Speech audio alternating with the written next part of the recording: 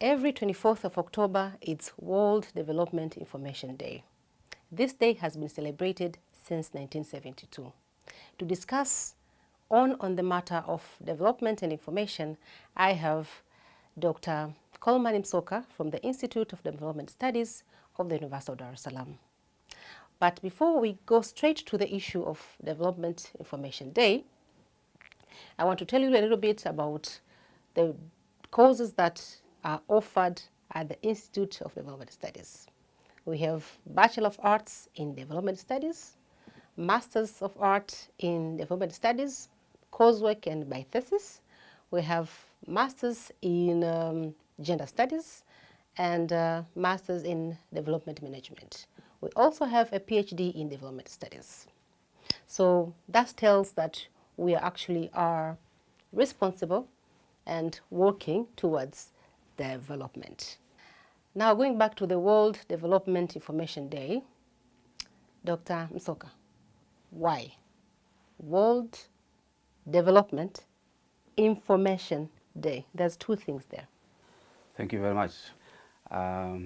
It's important that you pointed the two things. A, development. Second, information. The world has many development challenges. The world has a lot of development challenges. Some of them are common across, and the solutions to these problems are known in some places. Some countries, some societies have solved the problems using different ways and techniques. So, in a way, the approaches are common. They can be applied elsewhere to solve the problems. So this day was created in an effort to share information about development. For example, you have problems in the areas of poverty, you have problems in the areas of education, homes, housings, family, etc., etc. And some societies have been able to fight those problems, and those which have not are able to learn from others through information. So you need information so that you can address the problems. Sometimes also, when you share information about problems, others pick the information and give you solutions. People are also able to learn about what are the issues really affecting the communities or societies, and they are able to address because they have enough information. So this day was created in an effort to raise awareness to the general population that there are these problems, there are these challenges here and there in that society and this society. And through that sharing, we are able to identify what are the problems and how we should intervene to address the challenges. And before we go, we come to issues of development or development problems. Who is expected to disseminate this information? Good question. Information sharing is the responsibility of all citizens. We do not have a specific society or individuals or people who are only responsible for sharing information. For example, in a family, if you have problems and you're able to share information, then you are giving information. You are allowing others to know what is happening. So in a society, if we are able to share information, then it gets known.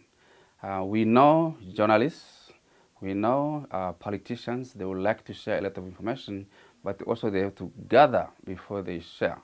So the gathering comes from the people, and the people have to share what they know, what is the experience, what they have, what they are going through, and that allows information to disseminate. So dissemination is the responsibility of all of us. Okay, there's information and there's correct information. What is the role of the University of Dar es Salaam in sharing correct information? Very good question. The University of Dar es Salaam first train people, train human resource in this area of development, experts in development. People are trained to identify what are the development problems facing the society, what are the challenges facing the society, how do we help our society to develop. Once you train people how to read these challenges, then they are able to collect the information. So the university has responsibility number one, A, to train the people who are aware of these challenges. B, these are the people who are going to collect the information, help the society to identify the problems, share with the policymakers, share with decision makers, so that we make right decisions that will help to solve or address the problems. It is priority number one of the university, particularly in the areas where we are teaching, specifically development studies. And number two? Number two, it is we are part of the community. The University of Salaam is part of the larger society, and therefore we are making a contribution to the society by collecting information and sharing the information with the rest of the community. Through research. Through research, teaching research. When we teach, we help our students to understand what is there, how to collect it. We also help the society by giving them the right information, by telling them the different signs of what is the problem, so that they are able to address the challenges. So, the university is part of the community, a larger community, and we have a responsibility as a university to also share information with the society. We want to help the... I don't know whether you know the history of this university.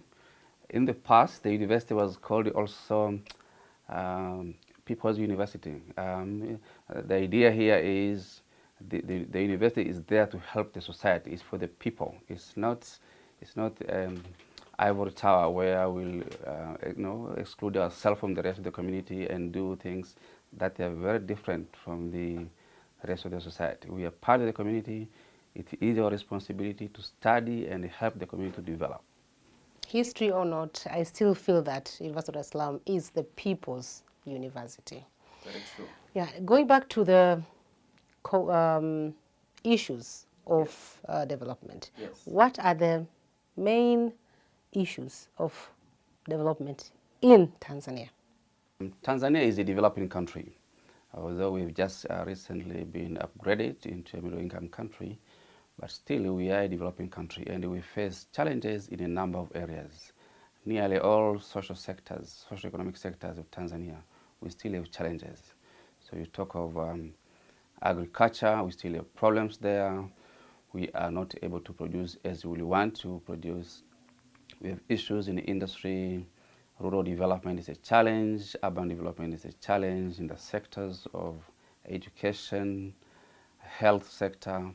We have made a lot of progress, but still we have a long way to go in terms of improving the quality of the services that we have in Tanzania. So when you think about the challenges that we are facing as a country, yes, we've made progress, but we still have a room to make improvement to meet the needs of the Tanzanians. Okay, but what you just mentioned are on the Sustainable Development Goals. What is our role there? Good question. Sustainable Development Goals. These goals were negotiated by the members of the United Nations. Before that, we had MDGs, Millennium Development Goals, which were negotiated in the year 2000 for 15 years. And when they came to an end in 2015, new ones were negotiated to last 2015-2030.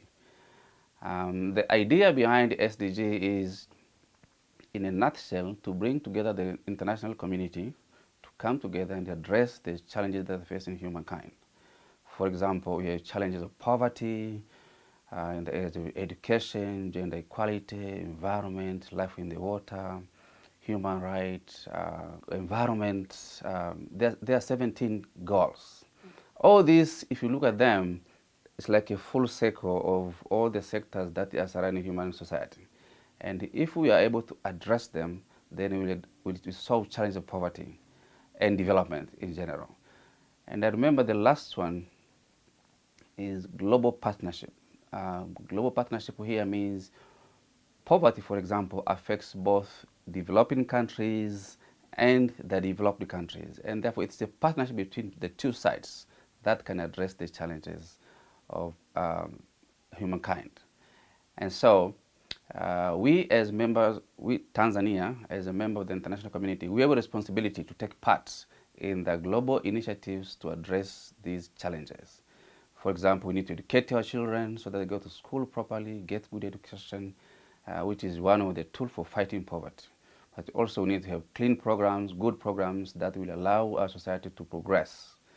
We need policies that are working to address challenges that are facing our society. And some of these policies, the targets that have been set by the global institutions, and if we are following this, it means we are on the same track with the rest of the world. And that will allow us to be, because if you don't solve your problems, it means you are also affecting others. And that is not good news. A good neighbor will always, you plan, you work together to address the challenges that are facing you, which are common to you all. I remember in the past, there are people who used to preach and talk, if the developed countries do not help the poor countries, then poverty is going to infect them as well. So you could see that understanding is coming to reality because now we have a partnership between the developed countries and developing countries because we are all fighting about the quality of life of humanity. There's something about ICT. Yes. Information Communication Technologies. And they say new solution to development challenges. ICT is a new solution to development challenges. Yes. How is that? Okay, good. ICT, Information Communication Technologies, they've been very useful in terms of disseminating information quickly, instantly.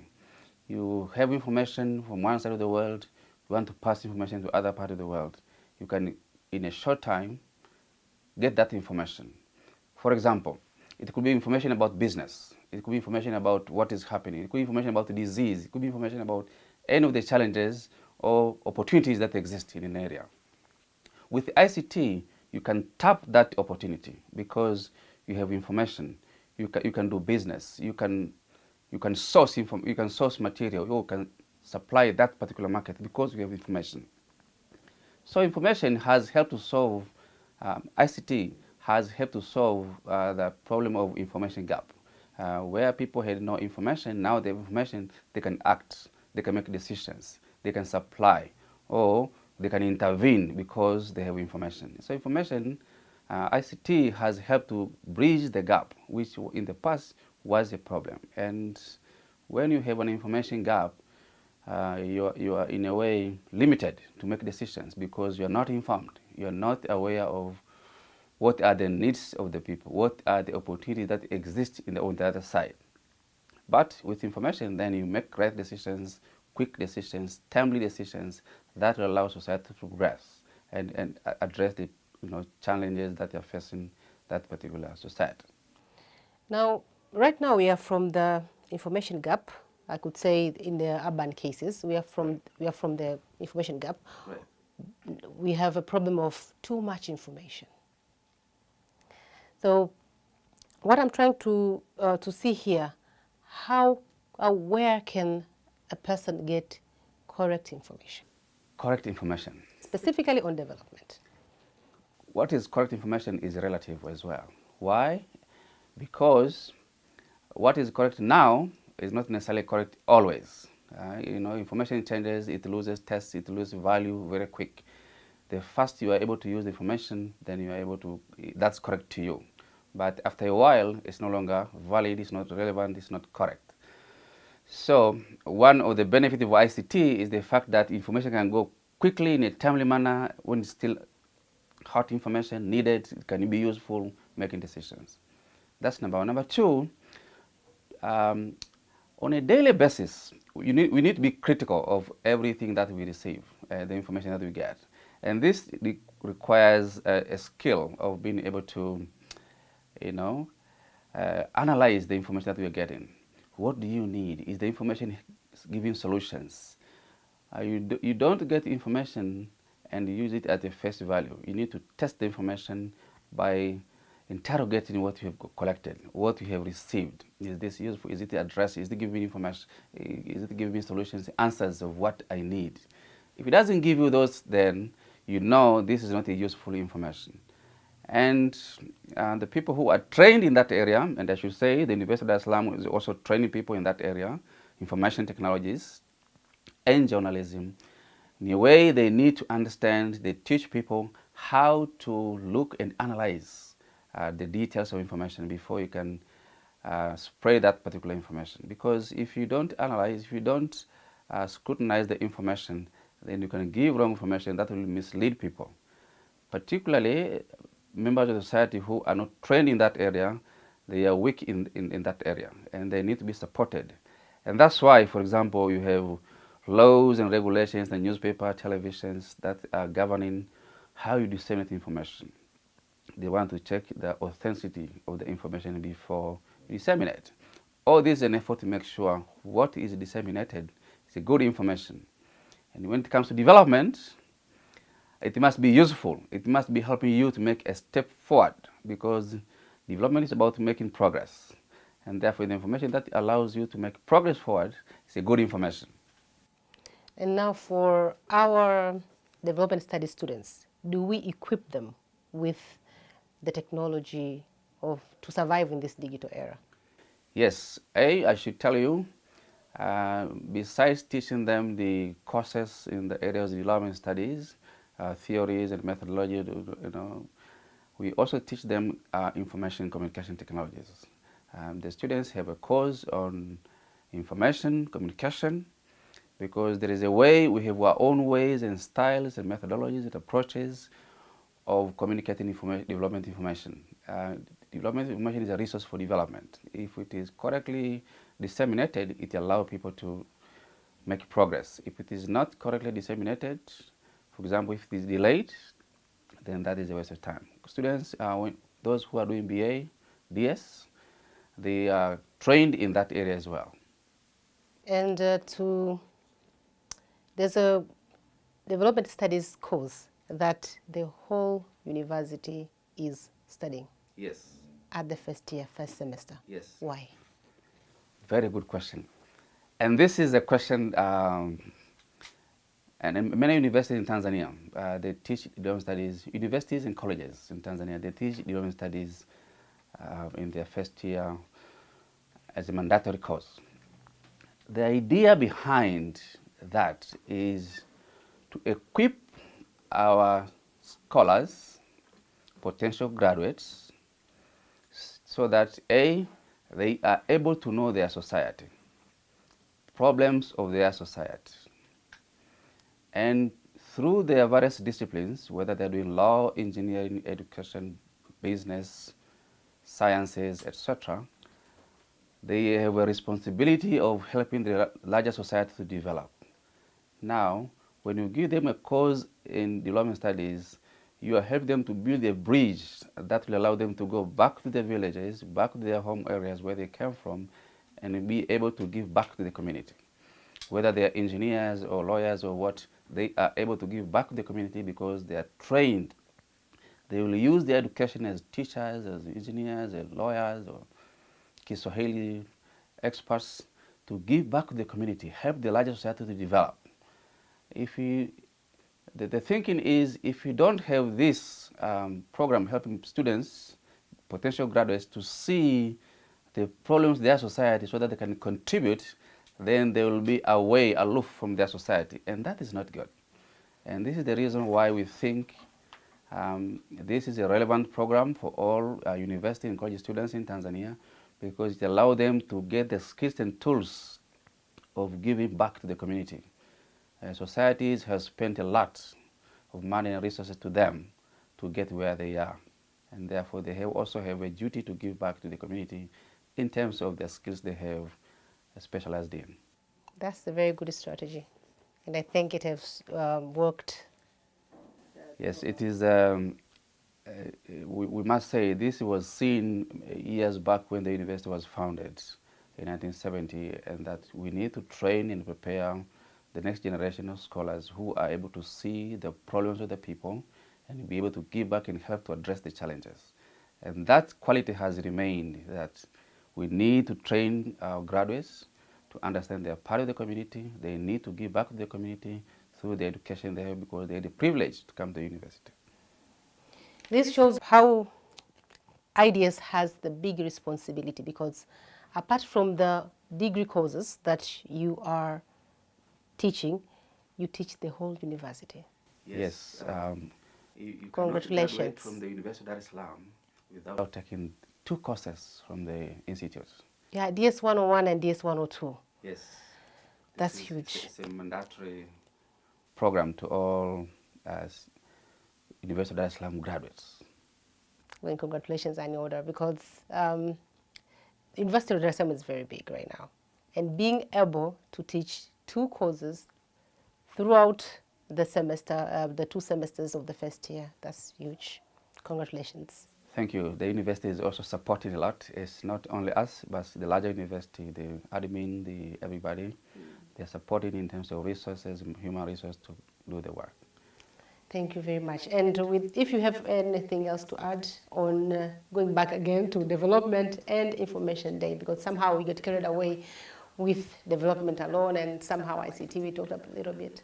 Yeah, I think my own little contribution into this is we need to popularize the day. We need to help our society, members of the community, and I will call upon journalists and people in the media to be able to pick this day strongly and maybe arrange for, collection information for this so that people are aware there is this day. And I think there are many institutions that can give information, that can also share the experiences of working with the community for development. I'm trying to think of, it is not only the government that works for the development, but also we have the private sector, we have NGOs, FBOs, they are all doing something to help the larger community. And as I said initially, sharing is useful because it helps people to know. There could be issues that are currently facing one part of the country, say Singida or Lindi or Moshi. If they are shared, then people from other parts of the world, part of the country also like Shinyanga or Mwanza or Dar es Salaam, they could pick a leaf from that and they'll be able to address the challenges as well. So I think if we are able to popularize and see the importance of information for development, it will help our society to make steps forward. Yeah, because with information, they could learn, be educated, and be inspired as well. And make decisions. That's very good. Thank you very much, Dr. MSOKA. We really appreciate. And as you have seen, we've been talking about World Development Information Day. That is happening every 24th of October every year since 1972. And we have talked about the importance of information on development, and it's your responsibility as well to use the information and give information, but make sure it's a correct information, even though it's said it's relative, but whatever works for the time that we are in, please use them careful. On behalf of the DPS team, thank you very much. Welcome to the University of Dar es Salaam, a leading center for excellence. Thank you.